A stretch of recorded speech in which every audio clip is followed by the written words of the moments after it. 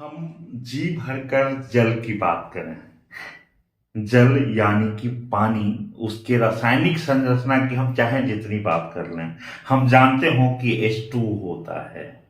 Hydrogen की दो मात्रा, ऑक्सीजन की एक मात्रा। हम जल के तमाम गुणों की चर्चा कर लें, जल से होने वाले लाभ की चर्चा कर लें, लेकिन अगर हम जल जब तक ग्रहण नहीं करेंगे तो क्या प्यास मरेगी? नहीं। प्यास के मरने के लिए तो जल का भीतर जाना जरूरी है, तभी वो जल की संतुष्टि हमें प्रदान करेगा और हमारी इच्छा की तृप्ति होगी। ऐसा ही कुछ है धर्म के संबंध में। हम चाहे धार्मिक होने के कितने भी लाभ पर चर्चा कर लें, हम धार्मिक होने के तरीके कितने भी इस्तेमाल कर लें, धर्म के होने वाले फायदे की कितनी भी चर्चा कर लें, अधर्म से होने वाले नुकसान की कितनी भी चर्चा कर लें, लेकिन फाइनली अंततः तृप्ति तभी होगी जब हम धार्मिक हो पाएंगे, जब धर्म हमारे भीतर प्रवेश करेगा, जब हमारे आचरण में व्यवहार में धर्म होगा। केवल सोच में धर्म होना पर्याप्त नहीं है। यही बात अपने प्रवचनों के माध्यम से वो सो लगातार कहते रहे हैं।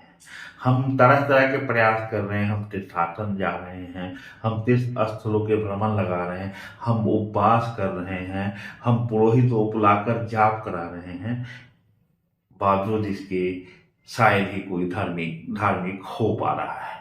इसका एक कारण, ये जो मजबूत कारण ओशो लगातार कहते रहे हैं, वो यही कहते रहे हैं कि सत्संगों में बैठ जाओ आप, धार्मिक चर्चाएं कितनी भी कर लो, धार्मिक आयोजन कितने भी कर लो, लेकिन क्या वो धर्म हमारे जीवन में उतरा या नहीं उतरा, यह ज्यादा महत्वपूर्ण है।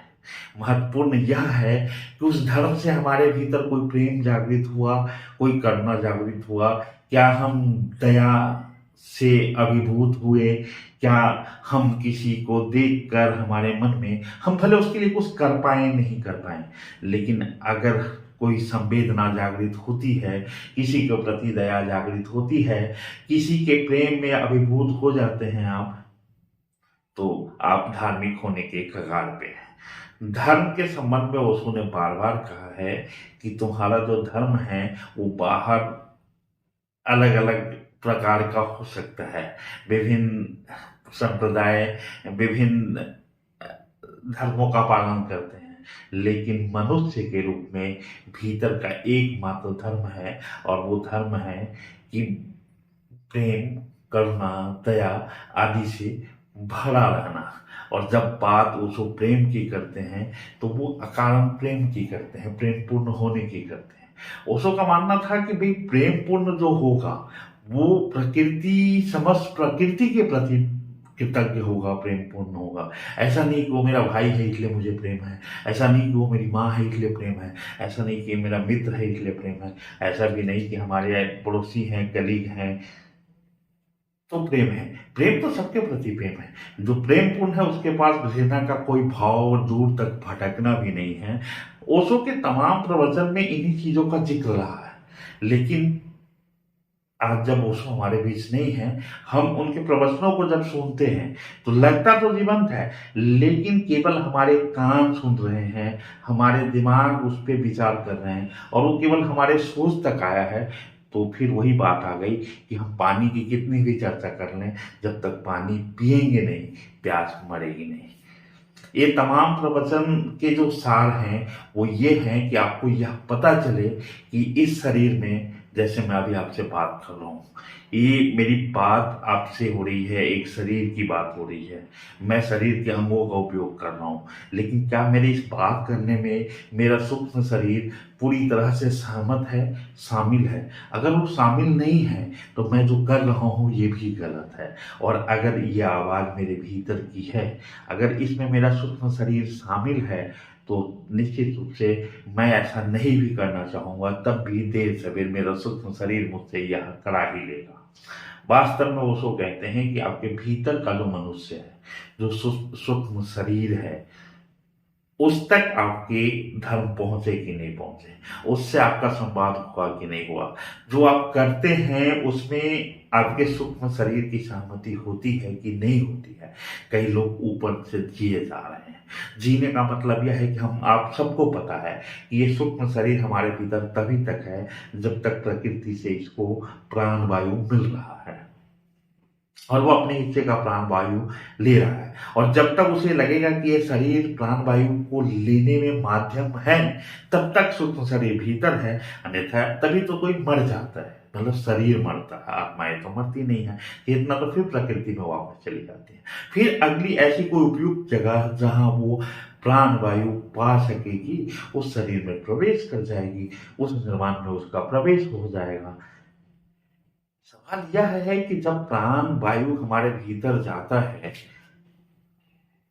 तब उसकी निगाहबानी निगरानी भी एक ध्यान का तरीका ओशो ने बताया है। अब देखेंगे, जब बच्चा पैदा होता है, नवजात शिशु जब लेटा हो, तो अब देखेंगे क्या होता है, उसके नाभि चल रहे होते हैं, वो सांस नाभि से ले रहा होता है। लेकिन धीरे धीरे जैसे जैसे आसपास के बाहरी दुनिया का ज्ञान हम में आता है, हम खोने लगते हैं और फिर हमारी सांसें गले तक, फेफड़े तक आके छाती तक अटक जाती है।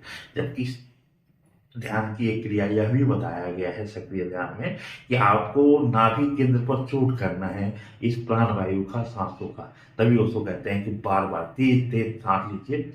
सक्रिय ध्यान के अंदर, डायनेमिक मेडिसिन के अंदर वो यही है कि नाभि चक्र पर प्रहार करना, ताकि नाभि चक्र खुले।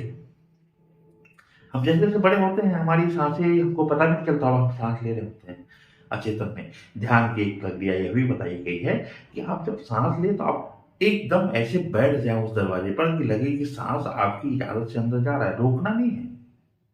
लेकिन आपको पता होना चाहिए कि सांस भीतर गया, भीतर गया, भीतर गया, सांस बाहर आ रहा है, बाहर आ रहा है, बाहर आ रहा है।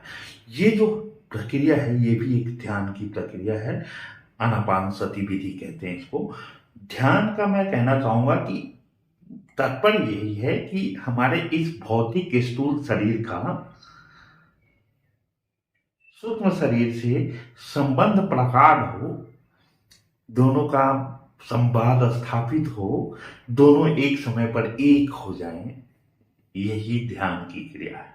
इसकी विधियां अलग अलग होती हैं, बहुत सारी विधियां हैं, 108, 110, 111 विधियां, 112 विधियां, और भी विधियां आएंगी। जैसे जैसे कोई अनुभव करेगा कि उसने ध्यान को इस विधि से प्राप्त किया, वो ध्यान में इस विधि से गया, वो विधि प्रचलित हो जाएंगी। लेकिन हम जैसे कोई भी बात, कोई भी संवाद किसी भी भाषा में किया जा सकता है। शर्त यह है कि उस भाषा का अच्छा ज्ञान आपको हो, तो आप किसी भी भाषा में कोई बात बोल सकते हैं। वैसे ही ध्यान की विधियों में जिस विधि से भी आपको उपयुक्त लगे, जिस विधि से भी आप लगे कि आप शरीर को भूलकर कुछ क्षण के लिए उसमें सूक्ष्म शरीर हो जा रहे हो, आप दोनों एक हो जा रहे हो, वही विधि आपके लिए उपयुक्त है। ध्यान का ऐसा कुछ नहीं है कि यह विधि ध्यान का खूब उपयुक्त है और यह विधि नहीं है। अगर कोई विधि खूब ही उपयुक्त होता तो एक ही विधि होती, फिर दूसरे की जरूरत क्या होती है। हमारी बनावट अलग है, आपकी बनावट अलग है, तो आपको कौन सा विधि उपयुक्त लगता है, मतलब किस भाषा में आप पारंगत है आपका, आप उसी भाषा में बोलिए। बस खुद को, इस स्थूल शरीर को खो देना और सूक्ष्म शरीर पर आकर टिक जाना ही ध्यान है। जी, प्रणाम।